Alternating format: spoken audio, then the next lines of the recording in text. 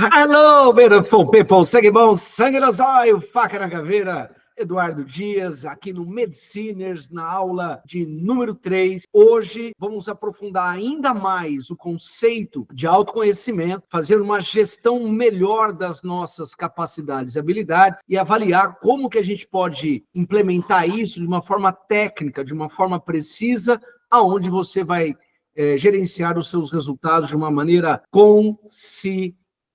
Beleza? E é engraçado porque hoje nós vamos trabalhar com hábitos de estudo. Muitas vezes nós temos uma concepção de um hábito de estudo como se por um lado algo positivo, eu tenho o hábito, sabe? Eu tenho o dia a dia estruturado, por outro lado, isso pode ser um peso se a gente não souber discernir o que está sendo produtivo e o que não está sendo produtivo. É legal pensar que o conceito de hábito vem de habitar, vem de ambiente, vem de estar presente, vem de uma assertividade que é uma escolha. Um hábito de estudos não é uma questão intangível, não é uma questão voluntariosa, é uma questão consciente, não é orgânico, é tácito, tá beleza? Ah, mas aí eu tenho o hábito e não vira nada. A gente tem que avaliar, quando a gente tem hábitos de estudos, não é apenas a questão de sentar e estudar, não é apenas a questão circunstancial e, de certa forma, periférica. Um hábito de estudos tem que ser uma rotina positiva. Ah, Edu, mas aí não deu. Você falou em rotina produtiva. Quando que uma rotina é produtiva? Calma, meu jovem, calma, minha querida. Você vai perceber que uma rotina, ela pode ser sim positiva para criar um ambiente favorável de estudo. Porque vamos pensar junto, Rotina. Rotina, ela é uma palavra que traduz hoje um conceito muito ruim, principalmente no Brasil. Mas quando que a rotina, ela favorece? Pensa comigo. No mundo atual, o termo rotina é desqualificado quando se pensa em produto, em geração de recursos, em construção de uma performance adequada, pois o conceito de rotina criou-se uma intenção de inércia e estagnação. Ah, o casamento não deu certo porque caiu na rotina. Ah, ele estuda do mesmo jeito há tanto tempo porque o estudo é rotineiro.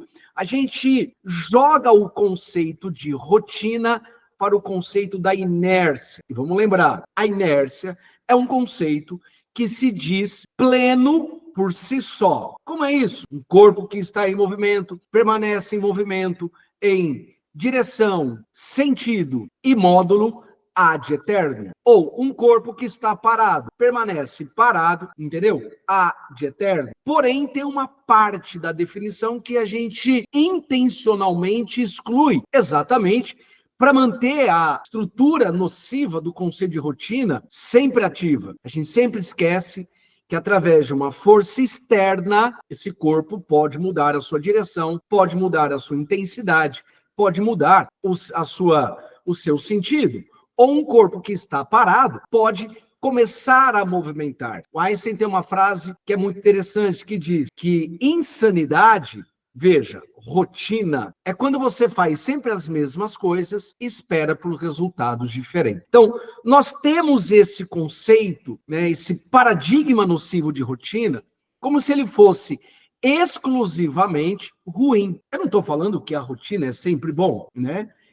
No meu aprendizado comportamental, eu recebi uma frase daquele que foi o meu mentor na época, José Roberto Marques, que disse assim, deixa que tudo venha. Se for para o bem, que fique. Se for para o mal, deixe que vá. Então, faça tudo o que te apresenta. Se aquilo que é bom faz sentido, permaneça. Se aquilo que não é bom, deixe que vá. Porque o que acontece são as suas escolhas diante daquilo. Então, uma rotina ela só é ruim quando você estabelece o conceito de inércia. Permanece ali e lá na vá, e a coisa continua. O jeito que você estuda, todo dia no mesmo lugar, todo dia com a mesma estrutura, com o mesmo mecanismo cerebral, com a mesma dinâmica comportamental, com a mesma estrutura, com o mesmo material. Você não se propõe a questionar-se. Porque a rotina, ela é ruim quando você tem o conceito de inércia, de estagnação.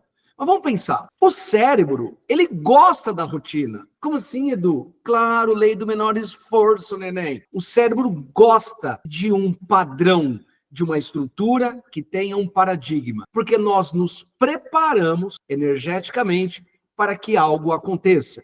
E quanto menor a energia empregada naquilo, quanto menos o fator externo agir, mais o cérebro gosta. Então, eu tenho que usar essa pseudo-adversidade a meu favor. O cérebro se adapta melhor quando lhe é proposto um padrão de comportamento, o que faz com que ele consiga focar melhor nos seus afazeres. Tem coisas que você faz que hoje você nem pensa mais porque você faz o que você faz. Quando nós éramos crianças, bebês, né, na nossa primeira infância, nós tínhamos que pensar milimetricamente nos nossos movimentos para que a gente pudesse ficar em pé, depois andar, depois nos sustentarmos. Hoje, quando você aprende a dirigir, todos os movimentos são cautelosamente redigidos mentalmente, mas depois vira uma rotina. Você faz quase que por intuição. Então, veja bem, quando você adquire rotinas, hábitos que são, de certa forma,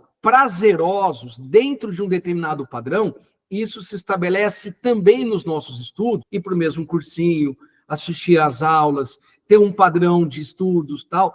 De certa forma, você está beneficiando o seu cérebro a ter um foco melhor, um foco mais assertivo, um foco que melhora a performance, porque isso faz com que você ajuste melhor os seus afazeres. Então, a rotina ela tem que ser trabalhada de uma forma que te favoreça. Até quando aquele padrão comportamental, aquela estrutura que você está acostumado, lhe é favorável. Vamos pensar juntos. Existem características comportamentais que transformam a rotina em alta performance. Porque se você deixar a insanidade tomar conta, a tua rotina vira uma inércia. Como que eu faço para transformar aquela rotina, aquele ambiente que praticamente se repete todo dia em curvas exponenciais? Existe uma sequência de ações que nos favorecem em relação a isso. São 5 passos para alta performance. Então, eu sempre gosto de falar que é a regra da mãozinha, né? São 5 estruturas.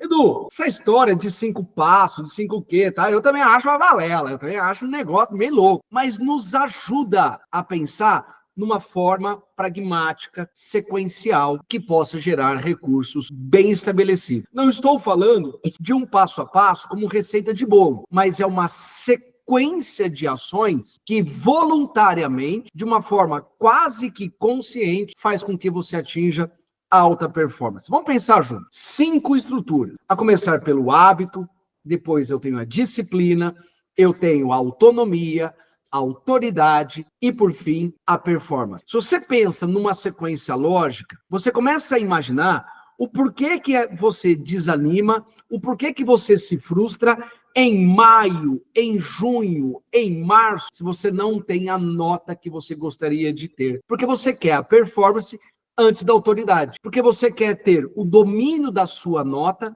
antes de ter um hábito estabelecido. Você quer ter o prazer de encontrar os valores numéricos de uma entrega efetiva que ilusoriamente te traduz a uma futura aprovação sem ter a disciplina, sem ter a autonomia, o autogerenciamento. Então vamos pensar em processos de construção. É praticamente uma evolução espontânea, porém capitaneada pelo conhecimento. Então, eu estou transformando uma rotina, algo que é, de certa forma, nocivo à primeira vista, num padrão comportamental em que eu tenha domínio. Então, vamos pensar junto. Primeira coisa, hábito é um mecanismo de construção de uma rotina e comportamentos, aí que o jogo começa a virar direcionado a resultados efetivos. Uma rotina, ela não pode ser apenas os hábitos diários que se repetem.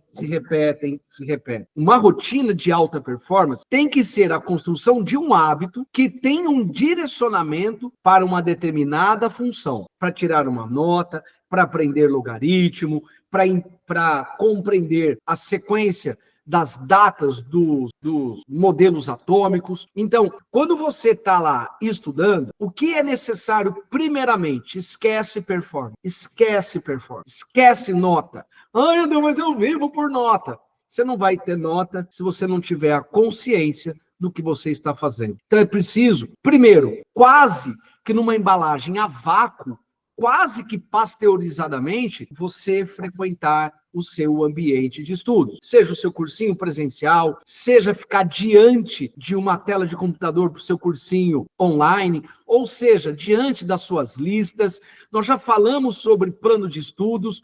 Você precisa estruturar um passo a passo diário, rotineiro e quase que com uma profissão de fé, exercer o comportamento habitual. Estar lá, chova ou faça sol, de dia ou de noite, sei lá qual é a porra do horário que você está colocando, mas é necessário você fidelizar-se aos seus compromissos. Então, o que acontece? O que você quer primeiro com o seu plano de estudos, que nós já aprendemos a construir? Estabelecer um mapa, você tem que executar. Fecha os olhos para o resultado. Ah, mas não estou entendendo muita coisa. Cumpra. Regra zero. O pão nosso de cada dia. Cumpra-se a sequência natural daquilo que você programou. Não negligencie, não prostitua o seu plano de estudo. Estabeleça uma rotina, sabe? Eu gosto de falar do hábito, porque faz com que, a partir do momento em que eu estabeleço a posse do meu hábito, todas as vezes que eu vou dormir no domingo à noite, eu já sei exatamente o custo energético de estar presente nos meus futuros compromissos. Não é uma coisa que mais me choca, uma coisa que me impacta, que cria em mim um espanto do que vai acontecer. É lógico, que intempéries acontece. É lógico que imprevistos acontecem. Mas aí que entra a sabedoria do hábito. Você estabeleceu uma rotina, então você está muito mais propenso a manter-se naquele padrão do que ter uma ação puramente inercial. A ação inercial da quebra do paradigma vai ser consolidada pelo seu consciente. Ela vai ser consensual quando você permitir uma quebra de rotina. Então, ela passa a ter um domínio muito maior, mas é necessário você rodar isso. Então, é um mecanismo técnico, prático.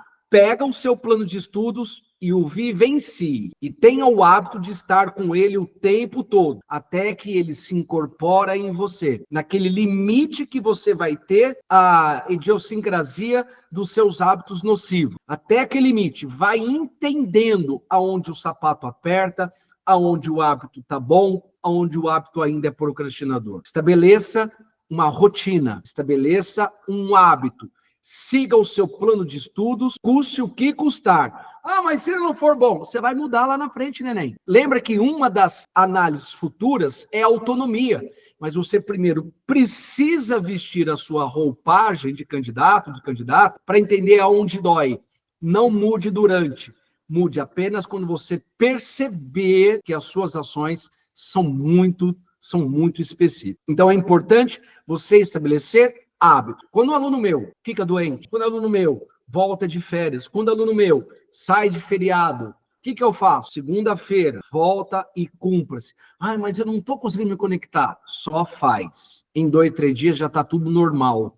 Você se reestabelece, porque o cérebro vai reativar aquele padrão de estudo, aquele padrão comportamental, aquela análise paradigmática do seu ambiente. Então, não quebre a sua rotina. Estabeleça hábitos, obviamente, focados em resultados efetivos.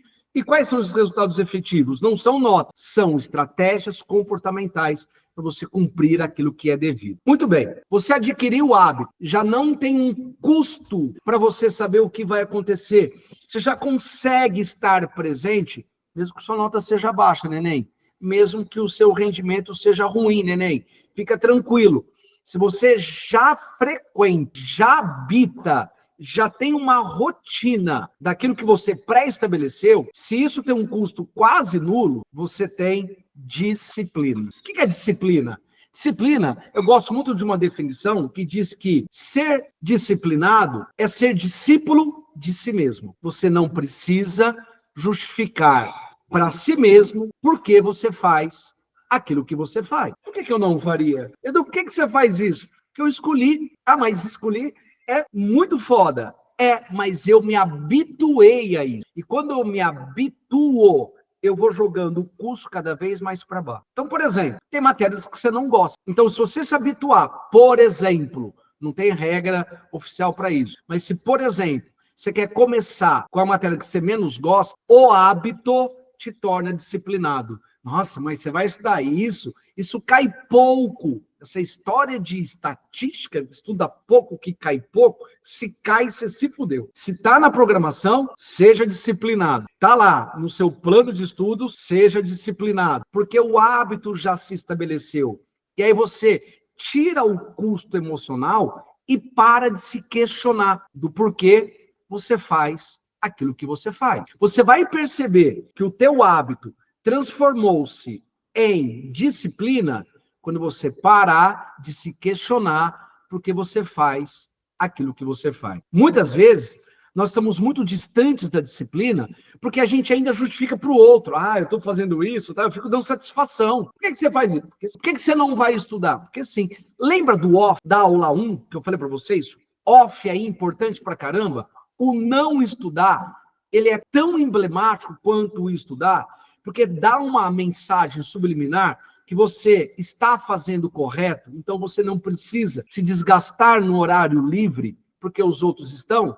Isso é ter disciplina. Eu só faço aquilo que eu me programei a fazer, o ônus é baixíssimo, o custo é quase inexistente, e a minha autoridade começa a tomar forma. Porque depois que eu adquiri meu hábito, o ambiente de estudos, não precisa ser sempre o mesmo lugar, não. Não precisa ser. Eu tenho uma aluna, entendeu? Que ela tem um trabalho de vendas online, ela fala assim, o meu estudo funciona intercaladamente. Ela estuda de segunda à tarde, terça de manhã, quarta à tarde, quinta de manhã, sexta à tarde. O hábito ele não precisa ser absolutamente linear e pasteurizado. Ele pode ter as suas nuances, mas você precisa entender como é que ele funciona.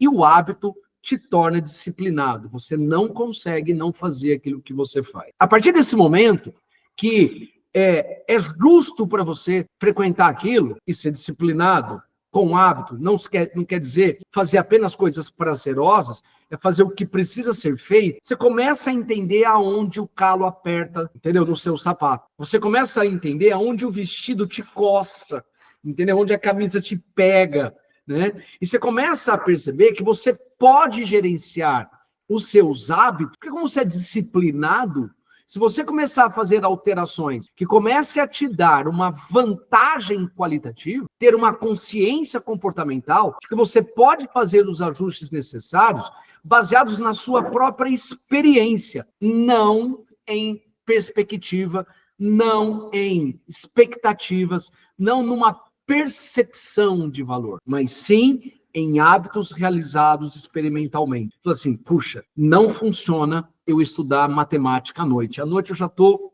desgraçadamente cansado, por causa do seu hábito. Ah, não, é melhor estudar o que eu mais gosto no começo. Às vezes não funciona para você. Você pode até colocar no seu plano de estudos, mas o teu hábito, a tua experiência, a tua pegada é que vai demonstrar quais são as ações que aquilo que você determinou estatisticamente faz sentido, e não por uma questão de gosto, não uma mudança por ego.